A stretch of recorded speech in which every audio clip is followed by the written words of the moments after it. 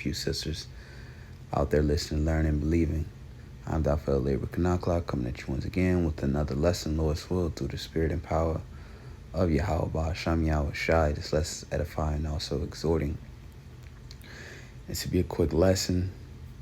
Lord willing, I'm going to say a lot within a short period of time. All right, a lot going on. What the title of this lesson is Babylon the Great or America. All right, because America is known, one of its code names in the scripture is Babylon the Great, Egypt, Sodom, and so on and so forth. All right, the prophets that spoke concerning, all right, America. It was a prophetic, all right, terminology. Okay, because all these ancient civilizations, they already basically came and went, but these are prophets. All right, so when it speaks about Babylon or Egypt, it's talking about America. But Babylon the Great, aka America, is at the finish line. All right, America is at the finish line. It's done. All right. As you just know, see as of October 1st, 12:01 midnight, the government shut down. And how convenient, all right, was that? Especially in a time where the so-called left and right wing, all right, are at its closest it's ever been since the first Civil War, of actually going into a civil war. All right, the divisions at all-time high. The military is divided. Okay, you have generals, 4-star generals, and so on and so forth, speaking against Trump and his new administration that's in the office now, and basically how they're infringing on people's rights to Constitution. Okay, and saying how they will not stand for it and they're willing to die. So let's get right into it. The burden of Egypt. Behold, the Lord rideth upon a swift cloud. And that's how the Lord is coming to visit America. All right, that swift cloud is a code name for spaceships or UFOs. It says, and shall come into Egypt, and the idols of Egypt shall be moved at his presence, and the heart of the Egypt shall melt in the midst of it. And it's all this false gods and idols that ancient Egypt had, and basically America follows after those same customs, that idolatry. It says, and I will set, this is the point here, and I will set Egyptians against the Egyptians, and they shall fight everyone against his brother. So Americans against Americans. Again, this is talking about a prophetic, Egypt, which in code is talking about America. It says, shall fight everyone against his brother, and everyone against his neighbor, city against city, kingdom against kingdom. And the spirit of Egypt shall fail in the midst thereof. And that's exactly what's happening. Everybody knows the economy is finished. All right. There are no jobs. The dollar is failing. Gold is at an all-time high. Gold is almost at 4K an ounce. All right, which is unheard of. Nobody can afford. It's out of reach for the average person. All right, let's go to show you the dollar is failing. It says, and the spirit of Egypt shall fail in the midst thereof, and I will destroy the counsel thereof. And they shall seek to the idols and to the charmers and to them that have familiar spirits and to the wizards. All right, all this sorcery. All right, America was founded off witchcraft. So-called founding fathers were all Masons, man. All right, that's how America got its power. All right. It says, and Egyptians like give over into the hand of a cruel lord. A fierce king shall rule over them, saith the Lord of hosts, all right, of armies. So that fierce king, and then look, his tariffs. Look at this, was a direct result of his tariffs right here. Instead of pit. It's a sad scene. Perfectly good tomatoes are being plowed over instead of pit. It's a sad scene happening in South Florida. instead of picked. It's a sad scene. Perfectly good tomatoes are being plowed over instead of picked. It's a sad scene happening in South Florida. You can't even afford to pick them right now between the cost of the labor and the inputs that go in. It's more cost effective for the farmers to just plow them right now. Heather Moling understands the struggles that farmers are facing right now. She's part of the family that runs the Homestead produce stand. Robert is here. These are local tomatoes here. She says farmers used to get $16 for a box of tomatoes. It's now down to $3 or $4. Just a horrible price. Some of that has been from what Mexico is bringing into the country, and some of that has been just with the threat of the tariffs. Farmers say President Trump's tariffs and the threat of tariffs have caused thousands of acres of tomatoes to go to waste because the cost to pack and pick them is more than what tomatoes are selling for this year. It costs you, close to, probably over $10 a box, close to $11 a box to break even. So if you're selling tomatoes for $3 and $4 and $5, you can just figure out pretty quickly what the losses are. Tony Damari with Damari Homestead says his company has experienced huge losses. He won't disclose how much, but says South Florida farmers are hurting. The Mexican industry exported, in some cases, double and triple the daily volumes as to beat being subject to the 25% tariff in February and March and the 10% tariff in April. That just devastated our markets in the U.S. Those tariffs never went into effect, but the damage was done. When Mexico flooded the market with cheap tomatoes, local farmers couldn't compete and didn't even bother picking their fields. Now the U.S. government has plans to put an anti-dumping duty on fresh Mexican tomatoes starting in July to try and prevent that from happening again. But it's not just tomatoes from Mexico that's hurting our farmers. Perfectly good. All right, man. But, it's too late. The damage is done. All right, so there's a famine brewing. There's a famine coming. All right, it's over with. This place is at the finish line. See this?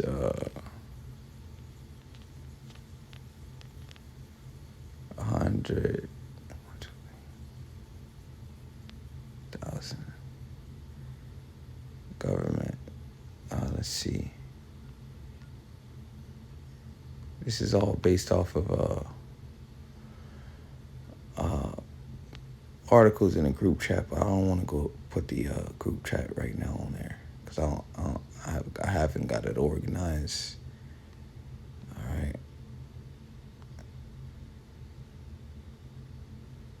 All right. So you see here, largest mass resignation in U.S. history as 100,000 federal workers quit.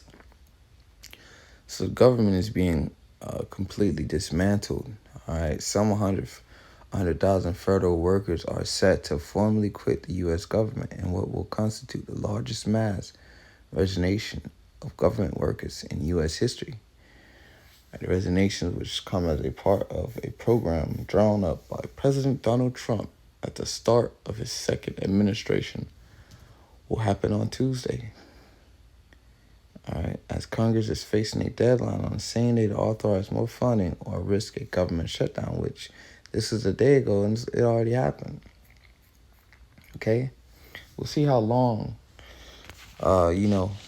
this government shutdown takes place, but this could be the catalyst.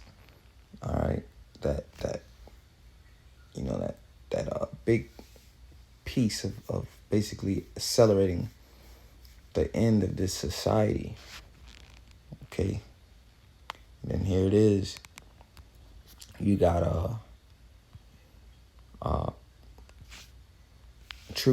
more troops being deployed all over the country. All right, so something big is getting ready to take place as this current system is being dismantled. All right, America is completely under siege. All right, Habakkuk 2:1, I will stand upon my watch, and that's what we're doing. And we see U.S. troops are being deployed all over the states, man. All right. And that's what we see. We see the economy falling. All right. A famine is coming. U.S. farmers are in straits, man. U.S. farmers suffer big time. Big time. That's just one. All right. U.S.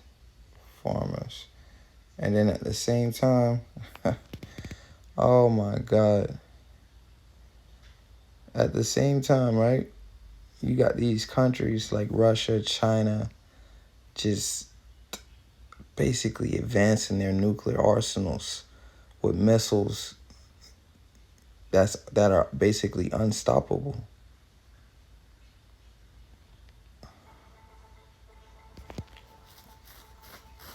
If you talk to America's farmers, they'll tell you these are tough times. A combination of high operating costs, low commodity prices, and lost markets has had devastating repercussions on the agriculture. If you talk to America's farmers, they'll tell you these are tough times. A combination of high operating costs, low commodity prices, and lost markets has had devastating repercussions on the agriculture industry and the communities built around it. CBS's Lana Zak is in Davenport, Iowa tonight with new details on the growing crisis. Farmers say this has been a perfect storm. They were already battling higher growing costs and crop disease. And now China, which had previously purchased half of all U.S. exports, has pulled out. U.S. soybean farmers are starting their harvest, but they face steep losses that could fuel farm bankruptcies and foreclosures nationwide. This is awful discouraging. You know, we do our very best to grow a good crop to feed the world, and then we can't hardly give it away. Many growers say they feel betrayed. Last week, the Trump administration gave Argentina a financial lifeline, a $20 billion loan.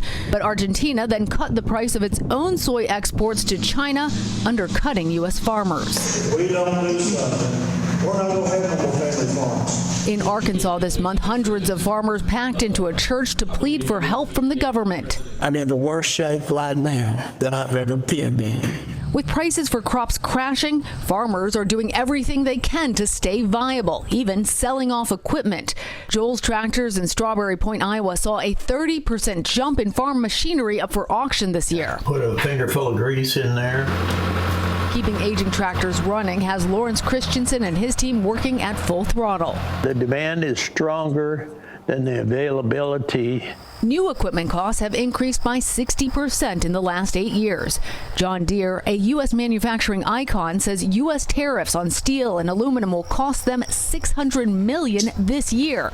Over the past 2 years, the company has had to lay off 2,500 employees. The majority of my family works here. Gabriel Gomez was a proud Deere employee, following in the footsteps of his dad and uncles. Friday was his last day. It's like a kick to the gut, right? When you're getting laid off after you've given 20 plus years to the company. When you think about these tariffs and the ripple effects that they've had, do you think it's worth it? You know, you hope that possibly in the long term they would be helpful. Currently here in the short term, no, it's really killing us. We were sold that we were going to do everything we could for the American workers, and we're seeing quite the opposite at this time. President Trump says he will make it up to farmers, promising them some of the tariff revenue. But here in this area where John Deere is headquartered, the economic losses are hitting the entire community. Lana Zak, thank you. Go to the government for help and assistance, and what basically happened. These people are at their knees. Here it is.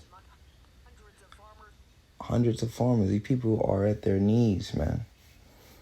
All right, begging for help, and that's exactly how the U.S. always wanted it. All right, all that. Arkansas this month, hundreds of farmers. No, they're taking. I think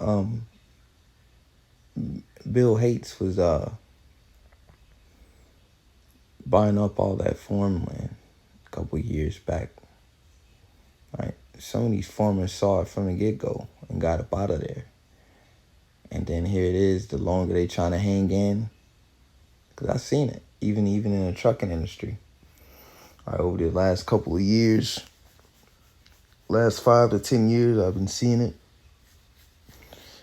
Because I work in that industry, basically like commercial driving, and people that own their own trucks, all right, basically was saying like, I wish I would have got out a long time ago, because basically, the cost to keep operating, they ended up losing, all right, if they would have just got out and sold the truck, a minute ago, they said they would have been all right, but they kept trying to hang in there and stick it out. But the thing is that we're just not, and this is not just a rough period. All right, I'd be like, we're just in rough times right now. No, this is the end. Okay, that's it. All these the middle class, or these your own businesses, mom and pops, or whatever. The time of that is over with. Carl Schwab said, the former head of the World Health Organization, WHO, I think that's the organization. But he said, you will own nothing and be happy. So the time for you owning shit, this is the biggest wealth grab in the history. All right? People losing their houses, losing their property, and then look, the taxes, the equipment, all right? All those raw materials, the steels, the metals, all that come from China, all right? It's over with, man. We ain't just living in some rough times. This is the end, the collapse of this society. Habakkuk 2:1, I will stand upon my watch and set me upon the tower, and I will watch to see what he will say unto me, and I will answer when I am reproved. And the Lord answered me and said, write the vision and make it plain upon tables, that he may run that readeth the vision, the end. That's what the prophets, that's what they all spoke about. The end, man. That's the vision. What will happen in the end? All right? The day of the Lord. It says, for the vision is yet for an appointed time, but at the end it shall speak and not lie. Though it tarry, wait for it, because it will surely come. It will not tarry. And right now it's here. All right? Call Halayim La Yahweh Bahasham Yahweh Shai. You got troops, all right, all over the U.S. Okay? Salakia, bear with me. All right? It's in Portland.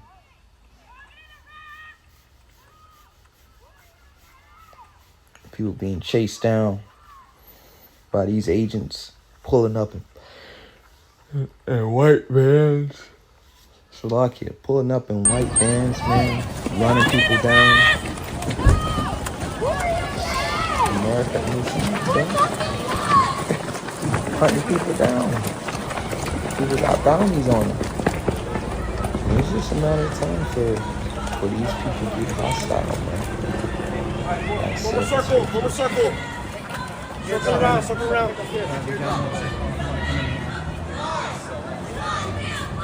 So again, these Trump's hide, his generals drop surprise bomb on him. Again. All right, these people aren't playing, man. In the face of a buffoon. General, I'll start with you and just your reaction. I'm sure you've talked to some of your old colleagues, maybe who were in the room or subsequent to his little military meeting earlier this week. To that spectacle yesterday. Yeah, Willie, I did talk to a few. In the face of a buffoon. General, I'll start with you and just your reaction. I'm sure you've talked to some of your old colleagues, maybe who were in the room or some who just watched at home. What was the reaction to that spectacle yesterday? Yeah, Willie, I did talk to a few. Many people in that room I've served with. I didn't retire that long ago, so some of those senior members were junior members when I was still in the service. What was interesting is it came about in two parts. First of all, Secretary Hegseth's address. I took notes as he spoke, as I was watching it. And just some of the things that I made bullet points about were Liberation Day, kill things and break people, or kill people and break things, excuse me, war crimes, Geneva Convention elimination, rules of engagements are unnecessary, suggesting women can't meet the standards, returning to the days of drill sergeants smoking recruits during basic training, suggesting the elimination of IG actions, especially as he's being investigated for the use of signal apps by those IGs. Hawking his own book at the end, The War on Warriors, I've read, and it's a compilation of thoughts from a disgruntled soldier who has very little understanding of strategic implications of various actions. Then when it turned to the president, you've already addressed this, meandering. Just all sorts of issues, much like the UN speech he gave. So many things to talk about from that speech, but the war from within, as you just mentioned, and putting soldiers on American streets to train how to react to different enemies from within were two of the highlights that I wrote down. And it was just a combination of two things that I believe we're leading to what we might see next. And the other thing I'd say is President Trump thrives on applause and cheering and interactions with an audience. And when he didn't get that and instead got quiet professionalism from the soldiers, sailors, airmen, and Marines in the audience, that likely rattled them from the very beginning. And all these generals that you see in there, all right. Well, it's gonna get bad, man. It's gonna get bad. All right, it's gonna get bad. They're gonna have to call in these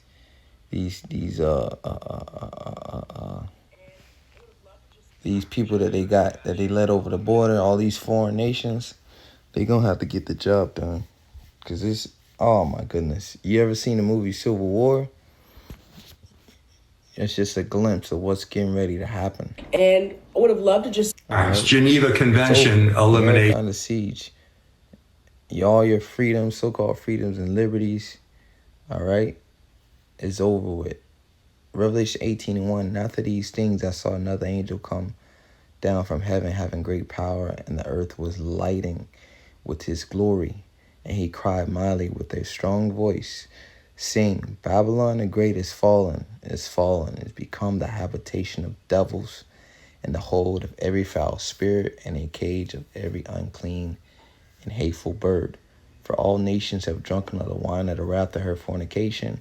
All right, America's philosophies. All right, it's democracy. You know, it's way of life. That's the wine that they've drunken.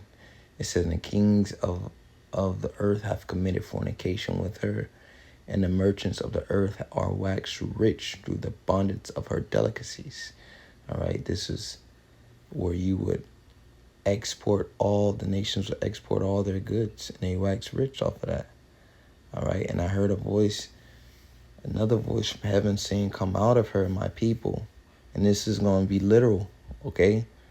That ye be not partakers of her sins, and that ye receive not of her plagues, because the missiles are coming to destroy this place. That's why I was speaking in a prophetic sense. It says, Babylon great is fallen, become the habitation of devils. Because when you go into the book of Isaiah, it tell you basically after this place is cleaned up by those missiles, it's just going to be a big desert. And only desert creatures going to dwell in it. Eventually, once that fire goes down, all right? It says, and I heard another voice from heaven saying, come out of her, my people, who is the Lord's people, the Israelites, all right? That ye be not partakers of her sins, and that ye receive not of her plagues, for her sins have reached unto the heaven, the way America was established, all right? Off of murder, robbery, all right? Genocide. It says, and the Most High hath remembered her iniquities. So the Most High have remembered the iniquities of this place. So it's being systematically broken down. All right. And you devils are getting ready to pay. You devils live a lavish life. All right. And you can thank your elites that are responsible for this the NWO, where they're basically finna get ready to enslave the planet. All right, it's gonna be a digital slavery. Okay, digital, where you're gonna have to receive that digital ID, and then the next phase is that CHIP, RFID, within the right hand or in your forehead. Revelation, the 13th chapter, starting at the 16th verse. This is the collapse of the system. Everything will be controlled under a digital grid. This is it. Keep playing around. What you think finna happen? So, I'm gonna leave it there. All right, you see it. It's on a court. How they said a crashing course. Okay, it's just finna get ready to run into a brick wall really fast. So, Lord willing, this is edifying, giving all praise to Yahweh Bashmi Shai. Till next time, say Shalom.